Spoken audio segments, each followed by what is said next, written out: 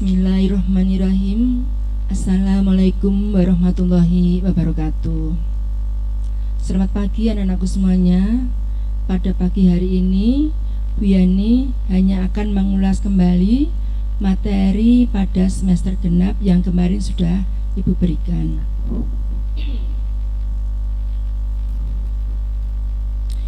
Seperti biasa, sebelumnya kita berdoa dahulu ya, dengan doa belajar. Bismillahirrahmanirrahim. Raditu billahi robba wa bil islami dinna wa bi muhammadin nabiyya wa rasulah.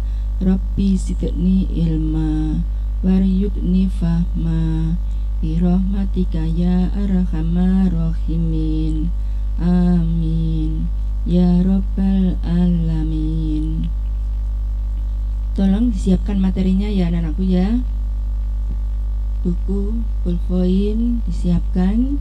Kita mulai kembali dari masa kemerdekaan Indonesia mulai tahun 1945 sampai tahun 1950. Pertama-tama yang akan kita bahas yaitu mengenai pembentukan BPUPKI yang kemarin sudah dipersiapkan oleh Jepang. Jadi kemarin setelah Jepang keadaannya itu terjepit oleh sekutu dan oleh bangsa Indonesia sendiri, maka untuk meredam kemarahan rakyat Indonesia, akhirnya Jepang memberikan janji kemerdekaan, dan ini dibuktikan dengan pembentukan BPUPKI, begitu ya. Berikutnya, BPUPKI bersidang 2 kali. Yang pertama adalah untuk membuat landasan dasar negara Republik Indonesia, yaitu Pancasila. Di sini kemarin dirumuskan oleh 3 orang, di antaranya yaitu Pak Muhammad Yamin, Pak Soekarno, dan Pak Supomo. Dan yang kedua adalah untuk pembentukan Undang-Undang Dasar 1945. Nah, ini contohnya. Kita lanjut. Setelah BPUPKI berhasil menjalankan tugasnya, para pemuda menghendaki supaya BPUPKI dilebur menjadi PPKI, dan itu pun juga dikabulkan oleh Jepang, dan pelantikannya diadakan di Dalat, Vietnam kemarin ya. Itu sepulang dari Indonesia, para pemuda mendengar kabar kalau pada tanggal 14 Agustus Jepang menyerah tanpa syarat kepada sekutu, sehingga golongan muda segera mencari golongan tua yaitu Pak Soekarno-Hatta untuk segera memproklamasikan kemerdekaan Indonesia. Tapi sayangnya di sini terjadi perbedaan pendapat, yang mana golongan muda menghendaki proklamasi dilakukan secepatnya karena Indonesia dalam keadaan vacuum of power atau kekosongan kekuasaan. Sedangkan yang golongan tua menghendaki proklamasi akan dibahas dulu melalui sidang BPKI, gitu ya. Karena terjadi perbedaan pendapat, sehingga Pak Soekarno-Hatta diamankan oleh golongan muda, dibawa ke Rengas Dengklok. Tujuannya untuk apa? Tujuannya agar Pak Soekarno-Hatta atau golongan tua itu tidak mendapatkan pengaruh dari Jepang, begitu ya. Nah, di Rengas Dengklok terjadi perundingan lagi, dan perundingan ini membawa hasil setelah kedatangan Pak Ahmad Subarjo, yang mana Pak Ahmad Subarjo menyatakan kalau Jepang memang sudah menyerah tanpa syarat kepada sekutu. Nah, akhirnya Pak Karno berjanji bersedia untuk segera melaksanakan proklamasi. Nah, sejak itulah akhirnya golongan tua di dilepaskan atau dibebaskan dari rengas dengklok. Dan berikutnya mereka mencari tempat untuk merumuskan teks proklamasi. Nah, setelah mencari-cari ternyata salah satu tokoh dari Jepang yaitu Pak Laksamana Muda Maeda menawarkan rumahnya bisa dijadikan untuk pembuatan rumusan teks proklamasi. Nah, akhirnya rumusan teks proklamasi dibuat di rumahnya orang Jepang yang namanya Pak Laksamana Muda Maeda, yang alamatnya Jalan Imam Bonjol nomor 1 Jakarta. Begitu ya. Rumusan teks proklamasi dibuat oleh 3 orang, yaitu Pak Karno, Pak Hatta, dan Pak Ahmad Subarjo. Ya, setelah itu dibaca di depan umum yang ikut hadir di situ. Nah, setelah cocok, akhirnya diserahkan kepada Pak Sayuti Melik untuk diketik. Nah, setelah selesai, paginya mereka mencari tempat di mana yang layak untuk berproklamasi. Ternyata proklamasi yang cocok itu diadakan di rumahnya Pak Karno sendiri, yaitu Jalan Pegangsaan Timur nomor 56 Jakarta. Itu ya pelaksanaan proklamasi. Nah, setelah proklamasi, maka esok harinya baru PPKI mengadakan sidang. Sidang pertama pada tanggal 18 Agustus yang menghasilkan diantaranya yaitu mengesahkan Undang-Undang Dasar 1945 dan pemilihan presiden dan wakil presiden. Gitu ya. Sidang kedua tanggal 19 Agustus 45 yang hasilnya diantaranya yaitu pembagian wilayah Indonesia menjadi 8 provinsi dan pembentukan 12 kementerian. Itu ya. Dan sidang ketiga tanggal 29 Agustus 45 yang hasilnya yaitu pembentukan BKR dan KNI. Itu ya. Itu hasil sidang PPKI. Jadi sidangnya ada 3 kali.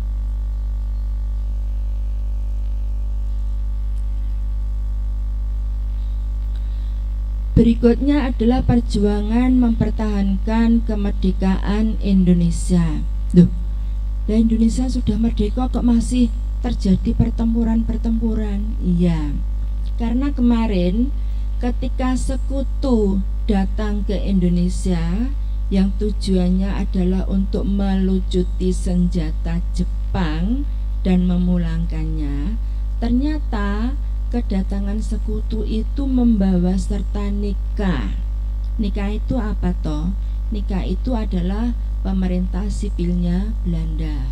Jadi intinya Indonesia itu akan diserahkan kembali kepada Belanda ya oleh sekutu itu.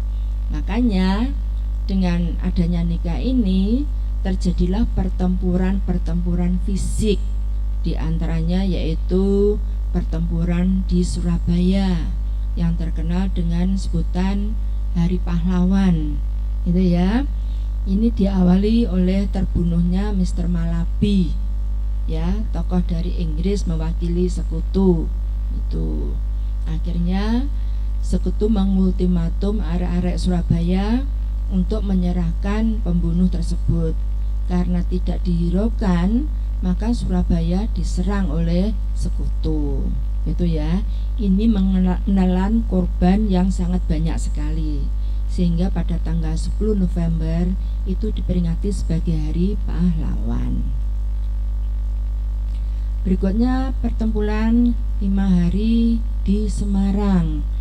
Nah, ini diawali oleh berita atau desas-desus bahwa sumber air di Candi itu diracuni oleh Jepang. Maka untuk membuktikan ini, Dr. Karyadi itu melakukan penelitian di tes di lab gitu ya airnya. Begitu melakukan penelitian ternyata ditembak oleh Jepang sehingga Dr. Karyadi meninggal dunia. Nah, inilah yang menyulut kemarahan rakyat. Berikutnya pertempuran Ambarawa.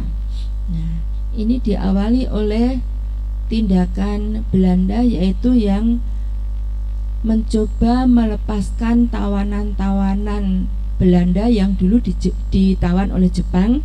Nah, ini dibebaskan kembali oleh Belanda. Nah, akhirnya rakyat Ambarawa marah dan terjadilah pertempuran Ambarawa. Bandung Lautan Api. Nah, ini sebetulnya pelakunya adalah masyarakat Bandung sendiri. Karena apa? Karena rakyat disuruh mengosongkan kota Bandung karena Bandung akan diambil alih oleh Belanda. Itu ya. Nah, rakyat tidak rela kalau harus diserahkan begitu saja. Makanya sebelum meninggalkan kota Bandung, nah, gedung-gedungnya yang ada di Bandung itu dibumi hanguskan oleh masyarakat Bandung sendiri. Ini mengenai pertempuran fisik dan masih banyak lagi yang lainnya ya. Itu. Berikutnya di samping perjuangan fisik juga ada perjuangan melalui perundingan-perundingan yang disebut diplomasi. Nah, perundingan pertama adalah perundingan Linggarjati. Diberi nama Linggarjati karena perundingan ini dilaksanakan di wilayah Linggarjati, Jawa Barat. Ya, yang salah satu isinya yaitu Sumatera, Jawa, Madura itu masuk wilayah RI. Yang lainnya adalah wilayahnya RIS, itu ya, itu. Dan akan diadakan kerjasama pembentukan Uni Indonesia Belanda dengan Ratu Belanda sebagai kepala uninya. Contohnya seperti itu. Itu hasil perundingan Linggarjati. Ternyata perundingan ini tidak berlangsung lama. Belanda melakukan penyerangan yang terkenal dengan sebutan agresi militer. Itu ya. Nah, agresi militer Belanda pertama. Nah, menyerang Republik Indonesia, wilayah Republik Indonesia. Akhirnya kembali Indonesia dengan Belanda dipertemukan lagi, yaitu perundingan Renville, menghasilkan perundingan Renville ini. Itu ya. Mengapa diberi nama perundingan Renville? Karena perundingan ini diadakan di kapalnya Amerika yang waktu itu berlabuh di Tanjung Priok. Nama kapal itu adalah Renville. Karena perundingannya di atas kapal, sehingga namanya perundingan Renville. Gitu ya. Nah, saya ulang lagi. Jadi ketika terjadi agresi militer itu, PBB membentuk KTN atau Komisi Tiga Negara yang terdiri atas Belgia, Amerika, dan Australia, ya. Nah, ini untuk mempertemukan perundingan Renville ini, itu ya. Nah, ternyata hasil perundingan Renville itu mengecewakan rakyat. Karena apa? Karena wilayah Indonesia semakin dipersempit. Jadi daerah-daerah yang sudah dikuasai oleh Belanda itu menjadi wilayahnya Belanda. Tapi itu pun masih bisa diterima oleh rakyat Indonesia, tidak apa-apa, gitu ya. Ternyata sampai di sini pun Belanda masih belum puas, ya. Nah, kembali melakukan agresi militer yang kedua, gitu ya. Nah, dengan agresi militer yang kedua ini kembali PBB turun tangan, ya, yang mana KTN dirubah menjadi UNCI, dilebur menjadi UNCI, dan Indonesia dipertemukan lagi melalui perundingan yang namanya perundingan Rumroyen. Mengapa diberi nama Rumroyen? Karena dalam perundingan ini Indonesia diwakili oleh Bapak Muhammad Rum dan Belanda oleh Van Rooyen. Yang hasil perundingannya ini nanti Indonesia akan dengan Belanda akan dipertemukan lagi dalam suatu perundingan yang namanya adalah perundingan KMB atau Konferensi Meja Bundar. Di dalam perundingan KMB ada yang sangat menguntungkan Indonesia, tapi ada yang merugikan. Contohnya yang merugikan misalnya semua biaya perang Belanda itu harus ditanggung oleh Indonesia. Loh, yang ngajak perang itu Belanda, yang menanggung biayanya Indonesia. Tapi tidak apa-apa, itu bisa diterima oleh Indonesia. Ya, nah yang untung, Belanda mengakui kemerdekaan Indonesia secara de facto, secara sungguh-sungguh, gitu ya. Nah, maka nanti setelah diadakan sidang KMB, masalah Irian Barat juga akan diselesaikan, ya, setelah diadakan pengakuan kedaulatan. Nah, maka setelah diadakan sidang KMB pada tanggal 27 Desember 49 di Indonesia maupun di negeri Belanda diadakan pengakuan kedaulatan. Nah, sejak itulah Indonesia sudah sah menjadi negara yang merdeka dan berdaulat, sehingga Belanda tidak bisa lagi mencampuri urusan pemerintahan di Indonesia.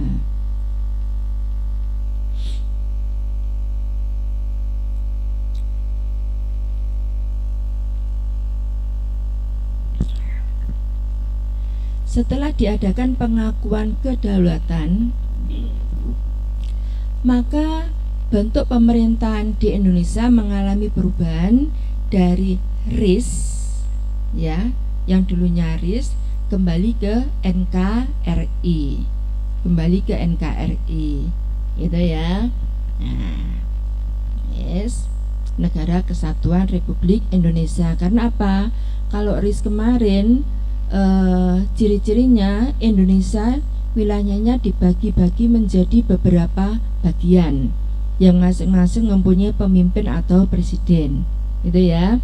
Nah, ini ternyata rakyat Indonesia tidak cocok, makanya satu persatu negara-negara bagian RIS itu minta digabungkan lagi dengan Republik Indonesia. Makanya tepat pada tanggal 17 Agustus 1950 Indonesia menjadi negara NKRI, gitu ya anakku. Berikutnya kita lanjut, yaitu masa demokrasi parlementer pada tahun 1950 sampai 59. Ciri-ciri pada masa demokrasi parlementer di sini yaitu tumbuhnya banyak partai, ya, ibaratnya kayak jamur di musim hujan. Jadi bermunculan partai-partai yang ada di Indonesia, gitu ya. Nah, pada waktu itu karena kepala pemerintahan dipegang oleh Perdana Menteri dan Perdana Menteri itu bertanggung jawab kepada parlemen, ya. Ya, sehingga kedudukan kabinet, ya, ini tidak bertahan lama. Padahal seharusnya satu orang itu masa jabatannya 5 tahun, ya, 5 tahun. Nah, di sini nggak ada yang sampai 2 tahun tuh nggak ada. Seperti Pak Natsir ini hanya 6 bulan saja. Karena apa? Nah, ternyata partai-partai yang tidak mempunyai wakil di pemerintahan ini, nah, mereka ingin tampil di sini juga. Makanya partai-partai yang tidak punya wakil di sini itu sengaja mencari kesalahan-kesalahan kabinet ini. Nah, kalau kabinet ini salah, ya, dalam mengatur pemerintahan, itu bisa diganti, bisa dicopot, gitu ya. Contohnya seperti Pak Natsir ini, pada masa pemerintahnya mempunyai program kerja yang sangat bagus sekali. Nah, tapi sayangnya waktu terjadi pemilihan DPR, beliau dianggap tidak adil, hanya menganak emaskan partainya sendiri. Itu ya. Nah, karena dianggap tidak adil, sehingga dia dicopot dari kedudukannya dan digantikan oleh Pak Sukiman. Ya, begitu juga dan seterusnya seperti itu. Jadi masing-masing ini punya kesalahan-kesalahan. Gitu ya.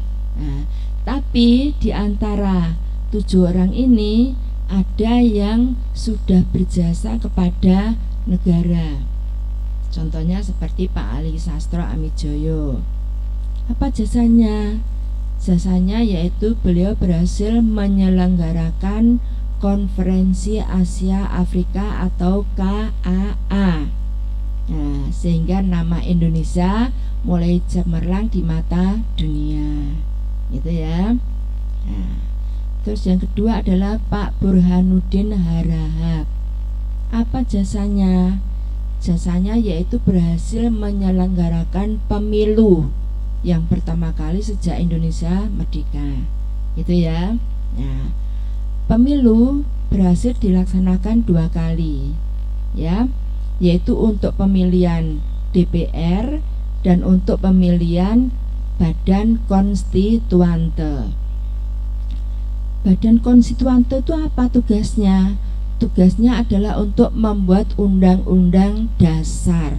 Loh, apakah waktu itu Indonesia belum punya undang-undang dasar? Sudah. Namanya dulu adalah Undang-Undang Dasar Sementara. Lah karena sementara itu kan tidak kekal, makanya ini akan dibuat undang-undang yang kekal. Gitu ya. Tapi sayangnya Badan Konstituante tidak bisa menjalankan tugasnya karena tiap kali bersidang itu selalu terjadi perselisihan paham antar partai. Gitu ya. Nah, contohnya dari Partai Masyumi misalnya, itu menghendaki supaya dasar negara Indonesia itu bernafaskan Islam saja. Contohnya seperti itu, ya. Lah, yang lain tidak setuju, seperti Partai Katolik misalnya, lah kok Islam, terus saya bagaimana, gitu ya. Karena terus tidak membuahkan hasil, ya akhirnya nanti keluar dekret presiden. Tuh. Terus yang terakhir adalah Pak Juanda. Nah, Pak Juanda berhasil ya memperlebar wilayah lautan di Indonesia. Ya. Nah, itu. Jadi kemarin itu maunya wilayah Indonesia itu hanya 3 mil saja dari garis pantai. Tapi karena wilayah Indonesia itu negara kepulauan, ya, nah, sehingga usulan Pak Juanda ini diterima oleh PBB, sehingga luas wilayah lautan Indonesia diperlebar. Ini adalah kabinet yang berhasil duduk di pemerintahan pada masa demokrasi parlementer atau demokrasi liberal.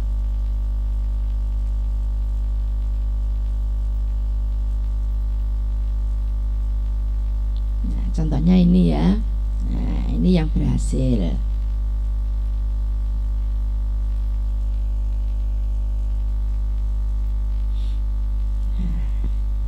Loh, Bu, kok masih ada gangguan lagi? Ya. Jadi pada masa demokrasi parlementer atau pada masa demokrasi liberal kemarin, karena Indonesia masih dalam keadaan kacau ya, sering terjadi pergantian kabinet. Nah, ini dimanfaatkan oleh sekelompok orang yang tidak setuju dengan terbentuknya negara NKRI. Ya. Nah, jadi mereka mencoba untuk menggagalkan pembentukan negara NKRI. Contohnya seperti pemberontakan APRA yang dipimpin oleh Raymond Westerling. Ini terjadi di Bandung. Nah, yang mana Bandung tidak mau kedatangan TNI, jadi pasukannya hanya dari APRA saja. Di sini APRA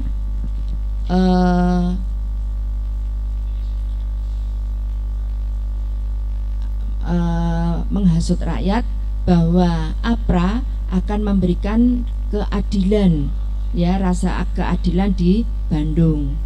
Tapi sayangnya bagi masyarakat Bandung yang tidak mau gabung dengan APRA ini, Wesseling tidak segan-segan untuk membantainya atau membunuhnya.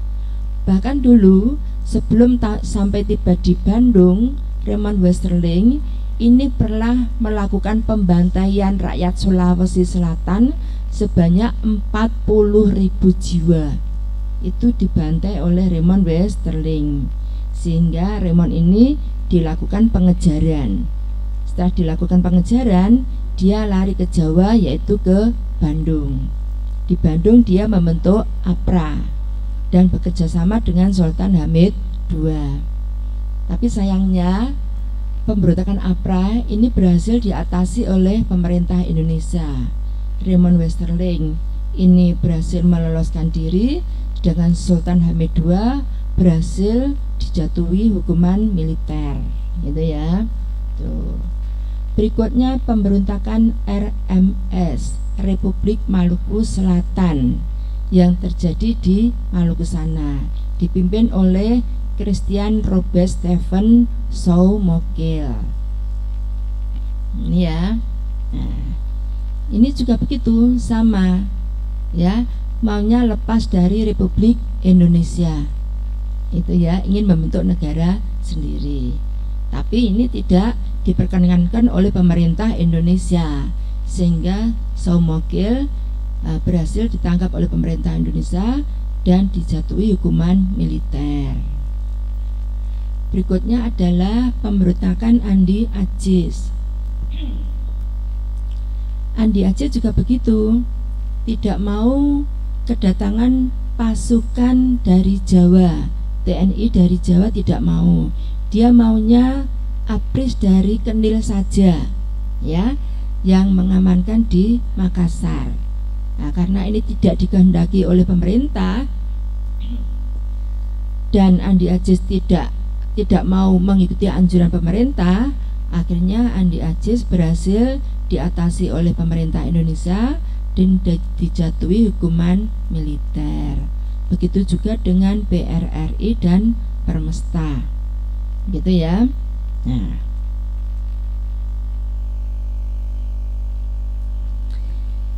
itu tadi ulasan dari Bu Yani. Semoga dalam mengikuti PTS besok sampean bisa mengerjakan dengan baik dan dikerjakan dengan sungguh-sungguh tepat waktu.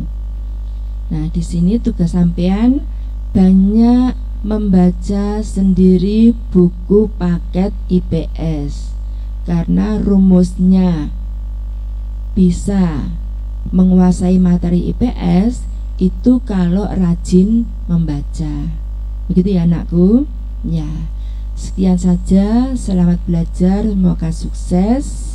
Kita akhiri dengan bacaan alhamdulillah. Alhamdulillahirabbil alamin. Wassalamualaikum warahmatullahi wabarakatuh.